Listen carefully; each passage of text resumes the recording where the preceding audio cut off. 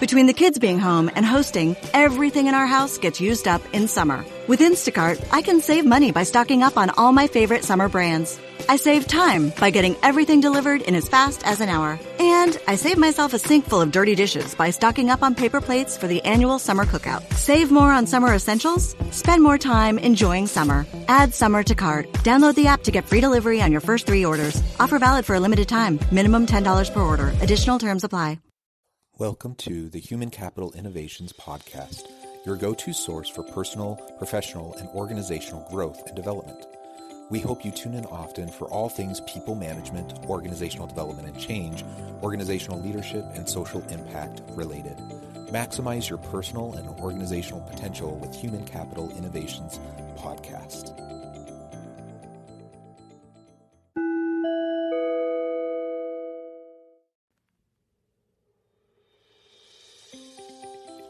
Welcome to the Human Capital Innovations Podcast. In this HCI podcast episode, I talk with Ian Fraser about how to help distributed teams connect virtually in an effective and meaningful way.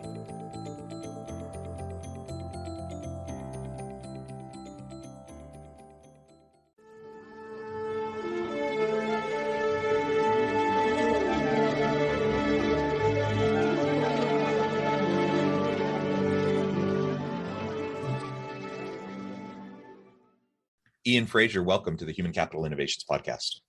Hi, thanks for having me. Yeah, I'm super excited to have you joining me today. We're going to have a fun conversation focusing on workplace culture and employee engagement generally, but zooming in more specifically to look at distributed workforce, virtual teams, and how we can better connect people more effectively and in meaningful ways, creating healthy work environments when people aren't actually together when they're working virtually. As we get started, I wanted to share Ian's bio with everybody. Ian Fraser is the co-founder and chief executive officer of the Go Game, the leader in team building and culture-driven games. Ian and chief technology officer Finn Kelly co-founded the Go Game in 2000 to bring fun to work through interactive games, events, and experiences that make employees feel connected and engaged. In 2020, the Go Game launched Go Remote, which creates dynamic digital environments that enable real engagement that goes beyond the market standard video conferencing tool. As a CEO, Ian is responsible for the Go Game's overreaching business strategy and day-to-day profitability. He is also responsible for setting the general tone of the products and is deeply involved in the creative output. Ian also oversees the partnership and sales teams as they introduce Go Remote to the marketplace, securing clients such as Google, LinkedIn, Spotify, and Amazon. Whether coaching girls softball, shepherding 15-year-olds soccer players across West Africa, leading juvenile felons across the swamps of Florida, or empowering his own employees, Ian's approach is the same. Embrace the uncertainty, lean into challenges, and wisely use one of the best tools we have to be successful, and that's play. Ian earned his BS in political science and environmental studies from the University of Colorado Boulder. He lives in Berkeley with his wife and 3 daughters. It is wonderful to have you. What a great background. Anything else you would like to add by way of background before we launch on into the conversation? Sure. Thanks, John. That's nice of you to read. I would say we rebranded Go Remote, the virtual offering, recently to Weave, W-E-V-E. So that's kind of a new development. It's kind of a fun play on the word like we have, also, weave together.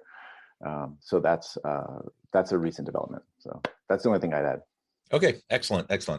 So as we get started with this conversation, perhaps we can lay the groundwork, a little bit more generally, and talk about improving workplace culture and employee engagement. Now, that's the name of the game. That's literally what you are trying to do with your offerings in your company. So not only are you trying to help other organizations do this, but of course, you're trying to do this within your own organization, with your own people.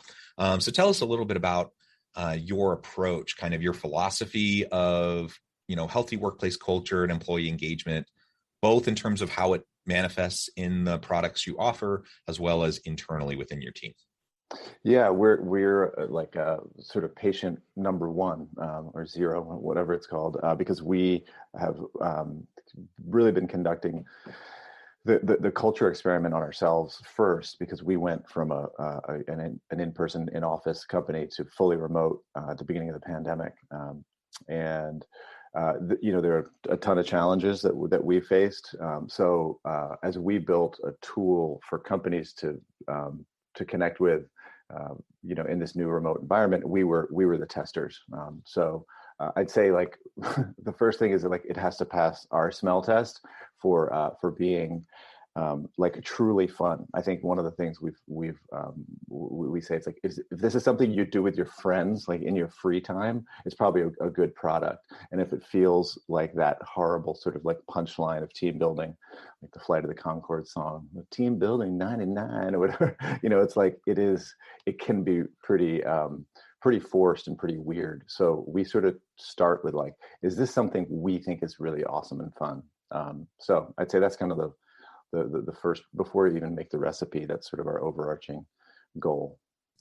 Yeah, well, and I think fun and play has a huge place within business and within organizational cultures and team dynamics. And it's something, that I think we undervalue a lot of times. We think perhaps that it's not professional. We need to look more buttoned up and professional. And when we're talking about fun and play at work, it's not even necessarily like the Googles that have the foosball and the ping pong and whatever. Like maybe you have some of that, but we're talking about just making work, the environment, an engaging, fun, active environment where people get to try new things and experiment and learn and grow on a continual basis.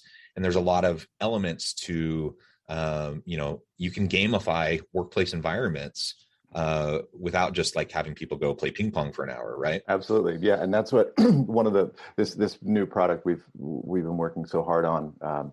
It's sort of the first iteration of it is this virtual game show. It's like a video conference, basically a gamified video conference where you can put 6 or 2,000 people in there.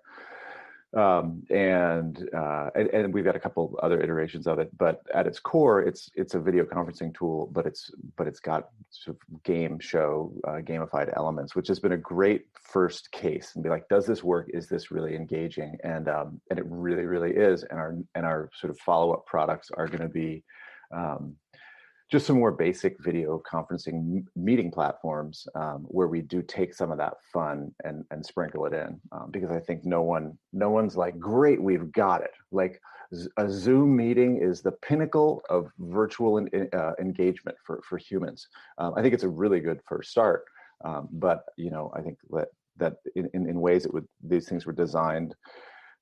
They're functionally great, but it's almost like the aesthetic is like the cover of a CD-ROM of an old meeting software with like a glass table and people with a laser pointer and like office casual. We're like, no one likes those meetings. Like, why did we make the paradigm?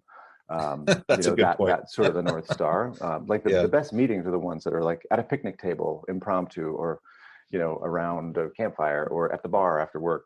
So I think that there's a huge opportunity to bring in some really playful, fun elements, even just to like video conference. Like if you have a meeting and it's your sales team and you've got a 40-minute meeting, it's like, do you want to do 3 minutes of trivia first, or do like some funny fact match? So that's what we're really hopeful that there's a big ceiling and we're not close to it yet. So that we hope to fill that in with some of our fun. Yeah, that's great. So you've already kind of touched on it a little bit, but let's look a little bit more closely at these virtual meetings. So I really liked your take on it. It is funny that, it's sad, funny, whatever word you want to use, that we seem to have modeled these tools like Teams, Zoom, whatever, after the traditional lame meetings that nobody likes. Right. These boring meetings that tend to be very quite ineffective, and yet that's been the model. So how do we shake that up? You just described a couple of things that you do, but how do leaders make those virtual staff meetings more effective, more engaging, get people kind of hooked early on so you can engage with their energy? Yeah, I think that there's some technological things like where you can kind of play around with the groups and the muting states. I think the paradigm now, it's like one talking stick and like the loud, annoying person hogs it basically, because they just keep talking so you miss a lot of those dynamics. So we've built a bunch of different modes that are, one's called social mode, huddle mode, meeting mode, play mode. So I think there's some technological things you can do to make it feel a little more sort of natural. And then yeah, as you alluded to, like a lot of the like tricks we use are like games, like trivia, Pictionary, all the way to like, if it's like a crazy meeting and people are having beers, it's like we have like karaoke, all these things that you could just at the click of a button start. So I think that's like people are naturally like, they want to play, they're competitive or whatever. And I don't think you need to make your meeting, like Chuck E. Cheese for 60 minutes, but I think that like there is a way to get people in the flow. And I think you kind of go in immediately with like camera off and your email open on another thing, and you're looking at your phone, and and you're there, but you're not really there.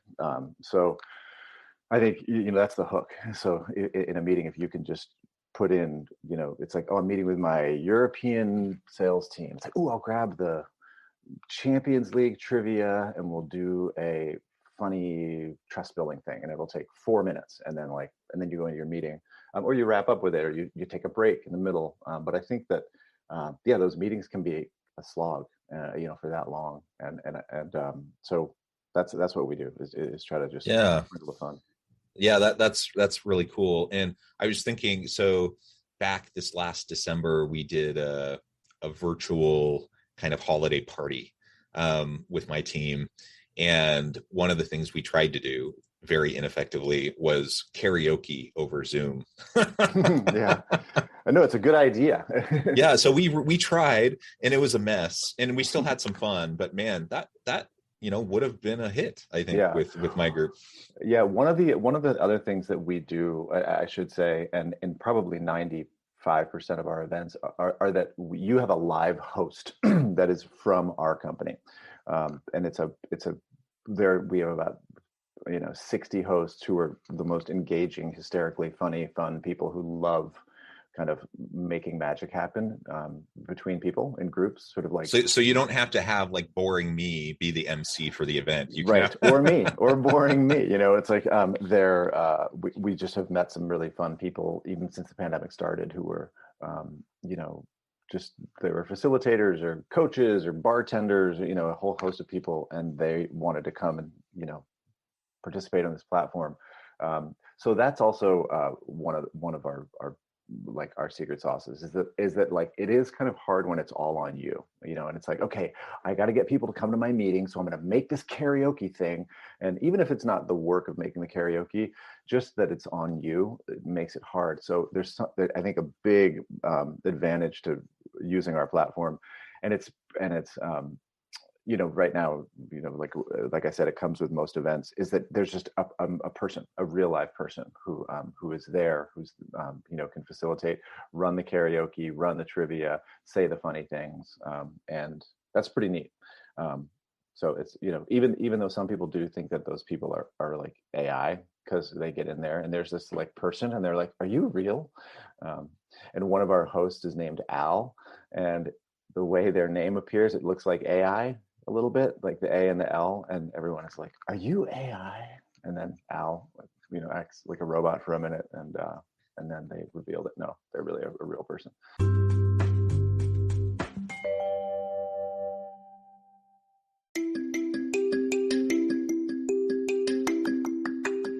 I'm excited to announce the publication of my new book from HCI Press, Bluer Than Indigo Leadership: The Journey of Becoming a Truly Remarkable Leader. Early in my adult life, I learned about an Asian proverb that translates as bluer than indigo. If you think about the color indigo, it is a brilliant, deep, and vibrant blue, what some would call the bluest of blues. To have something that is bluer than indigo is rare and truly remarkable. Contrary to popular myth, there is no one-size-fits-all or cookie-cutter approach to effective leadership. There's no silver bullet, no secret sauce, no go-to model that will solve all of our problems.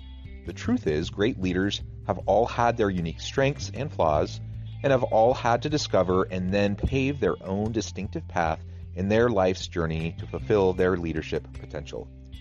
Bluer Than Indigo Leadership will help you discover your own path and explore those ordinary, everyday actions that will help you respond to an uncertain future and produce extraordinary results for individuals, teams, and organizations.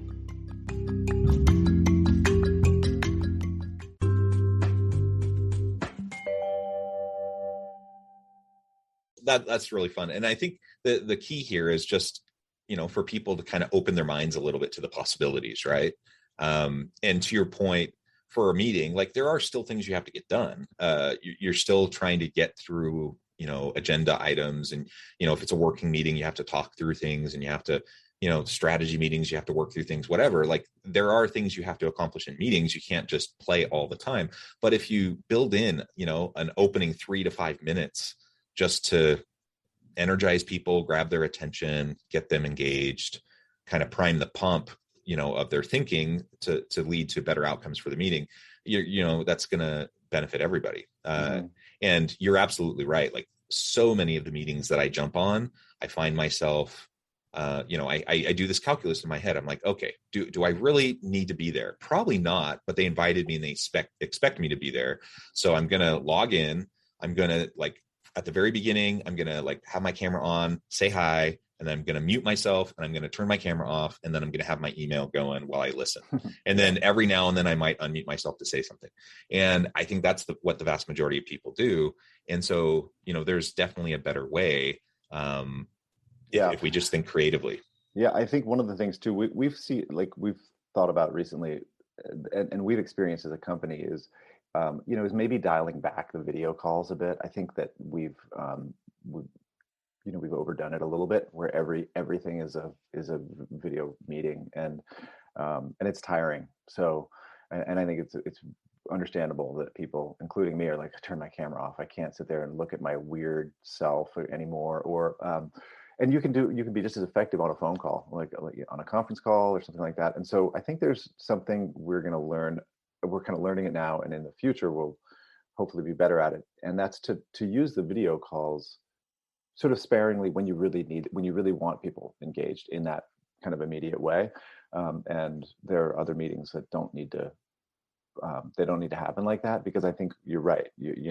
I'm on those meetings too, where you're like, oof, it's sort of like stealing your soul a little bit. So we want to, introduce the idea that if you've got a video meeting, make it count. And by that, it doesn't mean just like, okay, here's the link, everybody get on and put your headphones on. But, kind of honor people's time to be like, hey, this is going to be really, really cool. And maybe a little bit different. I don't know if you're probably too young to remember, but when PowerPoint, the transitions came, or the animations, remember how amazing went that a was? Little crazy. Yeah. People would be like, oh my God, you got to go to John's meeting. It's like, how did you do that? It's like, here's Q4. And then the bars go up, and then the pie chart changes, and, everyone's cheering, like they're watching Star Wars or something. So I think that there's potential to make these meetings count a little more. Yeah, absolutely. So we've been talking about meetings a little bit, but let's zoom out. When we're looking at virtual teams, we have distributed teams from all over the place. It's one of the benefits, I think, of this pandemic is just it's kind of opened up people's willingness and awareness of the opportunity to just have people working from wherever. So then you can tap into talent pools from all over the place. Now, certainly there were organizations that were doing this pre-pandemic, but so many people were very hesitant and not as inclined to adapt to that kind of a model. But now after 18 months and so many organizations having gone remote or hybrid in some way, they realize, we can totally have people from all over the place. But of course, there are challenges there when you have a team that's not together physically to put in place, to really establish and maintain a positive, healthy workplace culture, and to engage your employees and to bring everyone together and have those synergies and do that remotely. That's a challenge, right? It's hard enough to do that when you're all together in the same place physically. It's perhaps even harder when you're just looking at each other through the screen. So how do we do that? How do we approach that as leaders as we're trying to tap into the benefits of distributed workforce and access to more skilled, talented labor, but also, reinforce the type of company culture we want and to really get the most out of our people to drive success for the organization.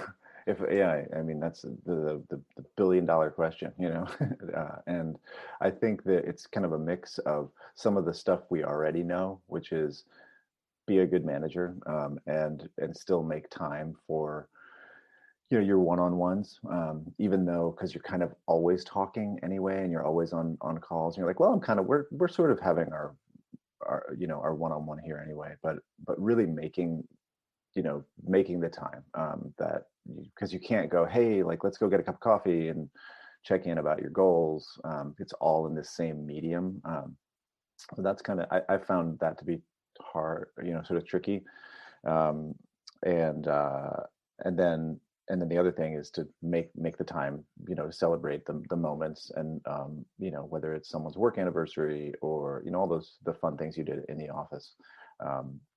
And I think because you're all like together so much, technologically, but you're not really together sort of like emotionally or spiritually, or in that way that is like, ooh, we're in the break room and like John's wife made a cake, so those are the moments we think that are really important to celebrate. And it's funny, a lot of people will say, well, they reach out to us like, what do you have for, like, do you have a game for, like, an event for Flag Day or something? People are like trying to invent all these reasons to celebrate with each other. We're like, you know what I mean? We're like, did we ever really even do anything for Halloween? But now it's like, we got to have a Halloween thing because people, we really want to do that. And that's hard. So it's funny, we have a bunch of different events and games that are themed around sort of off-brand holidays that now all of a sudden people are celebrating, which is kind of cute. Yeah, great ideas. And you raise an important point. Like, a lot of this is just like effective people management, effective leadership, whether we're talking in the physical workspace, if we're talking virtual, if we're talking hybrid. Like, we just have to be able to be effective managers, and some of those same factors are certainly applicable. Like, we still have to develop relationships of mutual accountability and trust with our people. We have to have genuine, authentic relationships. Is that harder to do when you're not in the same spaces as your people? Probably. You probably have to be a little bit more deliberate about creating those opportunities. Yeah, I think so. But it's still very possible. You can totally do it. So we have to remember, like, we don't get a pass just because it's a little bit more challenging to do that. We have to check in with people. We have to, establish clear expectations. We have to have performance discussions. We just have to do the fundamentals and continue to do them consistently over time. And if we do that, whether we're together in person, we're, a distributed workforce virtually, or we're doing some sort of hybrid arrangement, those same fundamental principles are still going to apply. Totally. Yeah. And getting together once in a while is fun too. So we're actually, this weekend, we have our in-person company retreat in Seattle. And so we're all going to meet. Half of us have never met before. So we're all going to get together and be together in person for a weekend, which is going to be bizarre and awesome and fun. Because we've established these relationships with folks just all totally two-dimensionally. So I think there's still, a place for that. And I think folks will see that they probably have really, if you're not paying for an office, you've got budget to be, to go make some cool in-person things happen. The same sort of principle, like, we'll make it count. So it's like, we're going to really try to give everyone, like, I don't know, not a peak experience, but something really memorable and really fun. And we'll see how, if we can kind of, fill the container with the in-person stuff by spending 3 really special days together. But because I think it's important context to sort of like see people once in a while. So I think we got to do both. Yeah, absolutely. And that's a really great point. One of the huge benefits of distributed workforce and virtual teams is just lower overhead costs, right? There's just lots of efficiencies that come with that. And so let's reallocate some of those savings towards, people management, relationship development, and having some really good on-site opportunities or off-site, gatherings where we go to a location and just have fun together. We can still do some work, but have some fun together too. We certainly did plenty of that before, Yeah. So, sometimes people are like, gosh, is that a waste? Should we really, spend money on, this kind of excursion? Like, we used to do those things all the time. Totally. That was our old business. We used to run in-person team building events for 20 years. We're like, yeah, we built a whole business around it. So that's funny. Yeah. On our trip, we're totally going to do some fun stuff like that, and I think it'll be hugely appreciated in this world of video conference meeting, marathon. Yeah, absolutely. Well, Ian, it has just been a real pleasure talking with you. I know the time has flown by, and I want to be respectful and let you get on to the rest of your day. But before we close today, I wanted to give you a chance to share with listeners how they can get connected with you, find out more about Go Game, find out about your team, and then give us the final word on the topic for today. Yeah, sure. You can reach out to us at weave.co, WEVE.co, and our other website is thegogame.com. That's our in-person event business. The final word is, when you're on Google Meets and there's a little in the bottom right corner, there's a tab for activities. It's the very fun little triangle, square, and circle. And you click on it and it pops up and there's one thing. It says whiteboard. It's a lot of space. So actually it should say activity because there's only one. There's not activities, but there's all this empty space there under where it says activity. And I think that is a pretty good metaphor for this, where you're like, that thing's going to be filled with other stuff. And we hope to be kind of the content creators for what will be in there. Excellent. Thank you so much, Ian. It has been a pleasure. I encourage listeners to reach out, get connected, find out more about what he can do for you and what his team can do for you. And as always, I hope everyone can stay healthy and safe, that you can find meaning and purpose at work each and every day. And I hope you all have a great week.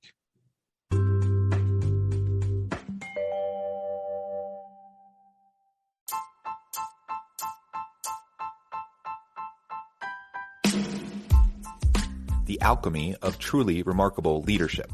Ordinary, everyday actions that produce extraordinary results.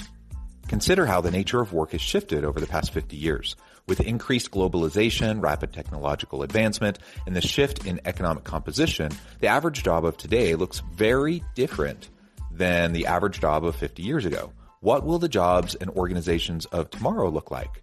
Moreover, what does this all mean for organizational leaders? What are the core competencies and capabilities of organizations and their leadership that are prepared for continued disruption and geopolitical and socioeconomic shifts?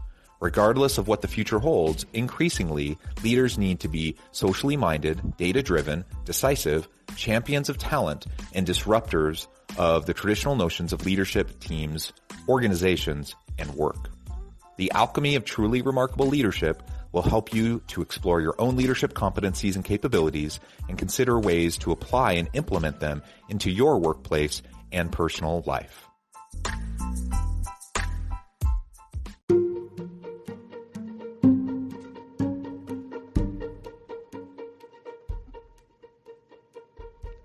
Check out Human Capital Innovations magazine, Human Capital Leadership. Human Capital Leadership is a free, interactive e-magazine with the mission to help individuals, leaders, and organizations find innovative approaches to maximize their human capital potential. We publish issues quarterly in August, November, February, and May. Take a look at the latest issue and let us know what you think.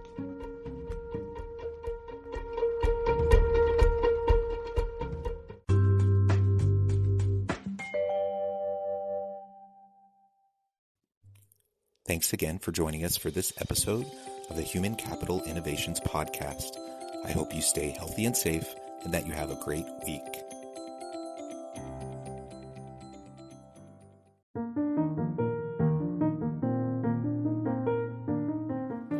Check out our new weekly LinkedIn newsletter, Alchemizing Human Capital, exploring industry trends via original research and interviews with executives and thought leaders from across the globe. We look forward to having you join us.